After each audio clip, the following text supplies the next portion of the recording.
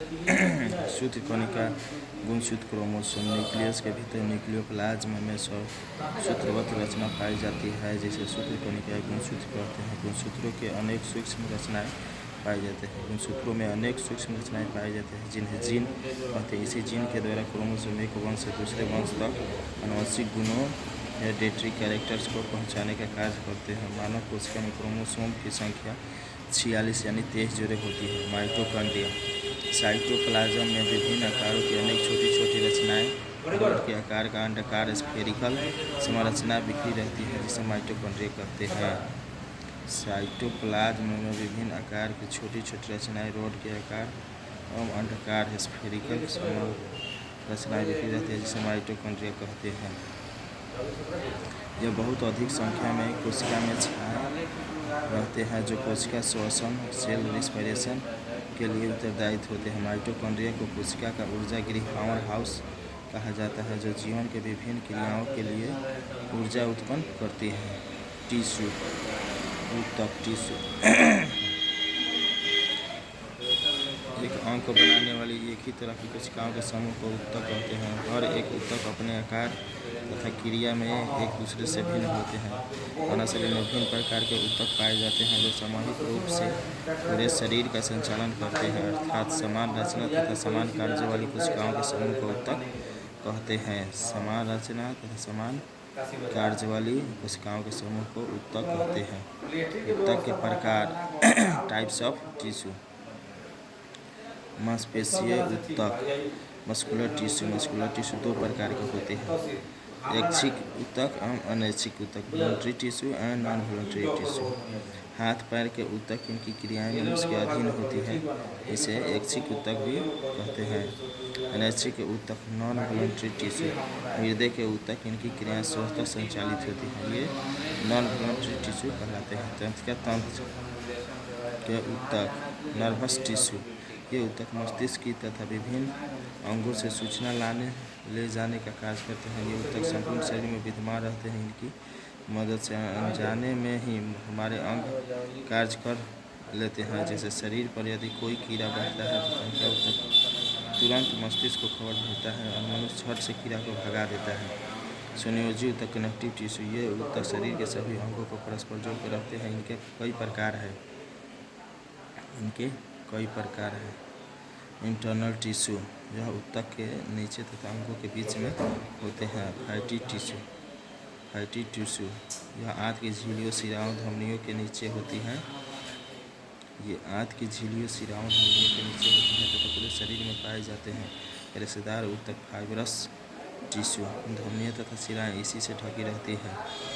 धमनियाँ तथा शिराएँ इसी से ढकी रहती हैं। यह श्वेत तथा चमत्कार रंग के होते हैं। कुछ पीले रंग के भी होते हैं। इनकी संख्या कम होती है। कोमल अस्थि ऊतक ओसिक्युलेंट टिश्यू यह हल्का गुलाबी रंग का सख्त लचकदार सफेद होता है। यह अस्थियों के बीच पाया जाता है। कान तथा नाक का बाह्य भाग इसी से बनता है। आच्छादक ऊतक एपिथेलियल टिश्यू यह एक आवरण की तरह शरीर में पाए जाते हैं। इससे स्वाद का अनुभव होता है। एपिथेलियल टिश्यू से स्वाद का अनुभव होता है। इन ऊतकों द्वारा शरीर की पाचन प्रणाली श्वसन प्रणाली तथा रक्त प्रणाली आदि आच्छादित होते हैं। एपिथेलियल टिश्यू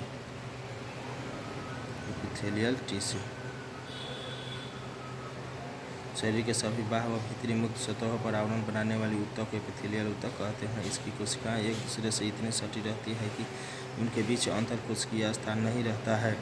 ये अनेक कार्यों जैसे सुरक्षा अवशोषण श्रवण प्रजनन आदि को निपटाने हेतु अनेक रूपों में रूपांतरित हो जाती हैं। ये अनेक कार्यों जैसे सुरक्षा अवशोषण श्रवण तथा प्रजनन आदि को निपटाने हेतु अनेक रूपों में रूपांतरित होती हैं। कोशिकाओं की एक ही परत से बने एपिथेलियल ऊतक सरल एपिथेलियल तथा एक से ज़्यादा परतों से बने रहने की स्थिति में संयुक्त एपिथेलियल ऊतक कहलाते हैं। सरल एपिथेलियल ऊतक सिंपल एपिथेलियल टिश्यू ये 9 प्रकार के होते हैं। सल्काव स्क्वेमस एपिथेलियम में बहुत पतली चौड़ी चौटी तथा बहुयामी कोशिकाओं की बनी होती हैं। कोशिका द्रव के मध्य में एक छोटा सा उभरा हुआ केंद्रक रहता है। ये कोशिका पतली धारीय कला पर टिकी रहती हैं। सरल एपिथेलियम देहगुह के पेरिटोनियम, वृक्क के वॉल्यूमेन कैप्सूल, फेफड़ा के ओवलाई अंतःकण के मेम्ब्रेन, लैबिरिंथ रक्त एवं लसिका वाहिनियों का स्थल, प्लूरा गॉल की आंतरिक सतह आदि का बाह्य आवरण बनाती है। ये कोशिकाएं पतली आधारीय रहती है। सरल एपिथेलियम देहगुह के पेरिटोनियम, वृक्क के वॉल्यूमेन कैप्सूल, फेफड़ा के ओवलाई अंतःकण मेम्ब्रेन, लैबिरिंथ रक्त लसिका वाहिनियों का स्थल, प्लूरा गॉल की आंतरिक सतह का स्तर आदि का बाह्य आवरण बनाती है। हृदय तथा रक्त का लसिका वाहिनियों का स्तर बनाने वाली सरल एपिथेलियम को एंडोथेलियम कहते हैं। वाहिनियों का स्तर, हृदय तथा रक्त व लसिका वाहिनियों का स्तर बनाने वाली सरल एपिथेलियम को एंडोथेलियल तक कहते हैं। स्तंभाकार एपिथेलियम, स्तंभाकार कॉलमनर एपिथेलियम, इसकी कोशिकाएं चौड़ाई से अधिक लंबी होती हैं तथा एक दूसरे के अगल बगल परस्पर सटी हुई आधारीय कला पर समकोण बनाते हुए स्तंभानुमा स्थित होती है।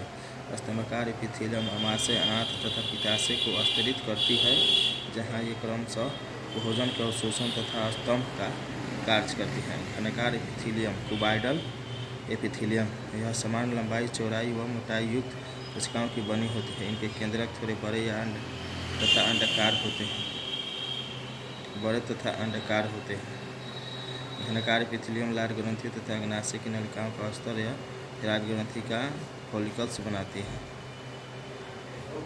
घनाकार एपिथेलियम लार ग्रंथियों तथा अग्नाशय की नलिकाओं का स्तर तथा थायराइड ग्रंथि का फॉलिकल बनाती हैं। ये कोशिकाएं श्रवण, उत्सर्जन और शोषण से संबंध होती है।